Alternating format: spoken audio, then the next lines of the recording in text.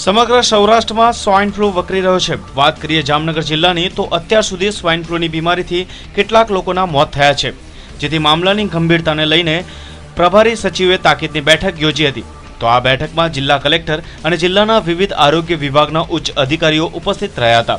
આ મહત્વની બેઠકમાં સ્વાઇન ફ્લૂને પહોંચી વળવા માટે સરકાર તરફથી સુવિધા પૂરી પાડવાની ખાતરી આપવામાં આવી હતી। એમાં મહત્વના જે મુદ્દાઓ છે એમાં સ્વાઇન ફ્લૂ જે અત્યારે જામનગરમાં વકરી રહ્યો છે તે સંદર્ભમાં એમણે સમીક્ષા કરી છે। આ અંગે આરોગ્ય તંત્રના તમામ અધિકારીઓને ઉપસ્થિત રાખવામાં આવ્યા હતા અને સ્વાઇન ફ્લૂના સંદર્ભમાં તકેદારીના જે પગલાઓ લેવામાં આવ્યા છે અને આગળ પર લેવાનાર છે એની તમામ વિગતોથી સચિવશ્રીને માહિતગાર કરવામાં આવ્યા હતા।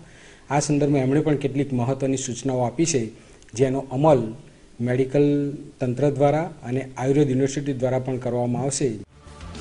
જિલ્લામાં 12 દિવસમાં 8 પોઝિટિવ કેસ નોંધાયા છે, જેમાંથી 4 દર્દીઓના મોત થયા છે, જ્યારે 4 લોકો હાલ સારવાર અર્થે જામનગરની જીજી હોસ્પિટલમાં દાખલ છે। Bureau report, news online, Jamnagar.